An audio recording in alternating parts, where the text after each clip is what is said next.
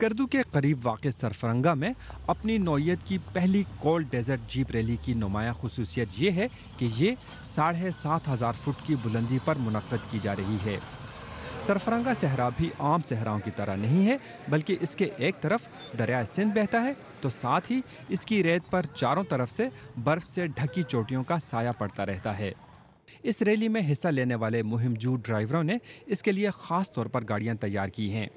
یہاں پہ کیونکہ ہائٹ زیادہ ہے تو آپ سمجھ لیں کہ 30% سے 40% آپ کی پاور کم ہو جاتی ہے۔ ٹریک کافی چیلنجنگ ہے، تیز سیکشنز بھی ہیں، سخت سینڈ بھی جس طرح ابھی ہم کھڑے ہیں جس پہ، اور بعض جگہوں پہ بہت نرم بھی ہے۔ ادھر یہ اگر آپ کی سپیڈ اچھی ہے تو پھر آپ نکل جائیں گے، اگر آپ کی سپیڈ کم ہے تو آپ دھنس سکتے ہیں۔ اس قسم کا ایونٹ اس علاقے کے لیے انوکھی چیز ہے، اس لیے اسے دیکھنے کے لیے مقامی لوگوں کا جوش و خروش دیدنی ہے۔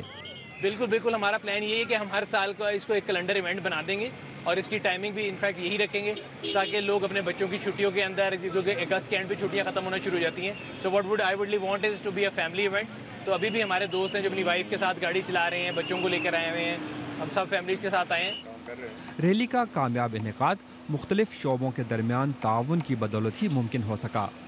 آپ کو یہ جان کے خوشی ہوگی کہ سرکار کا ایک پیسہ بھی اس پہ نہیں لگا، سارے ہمارے ساتھ پاک ویلز ہیں، سپانسرز ہیں، پارٹنرز ہیں، سب نے مل کے، تو وہی وہ قطرہ قطرہ بنتا رہا، اور یہ جو آپ کے سامنے آج ہے یہ سارا ہم نے مل کے یہ سارا اہتمام کیا۔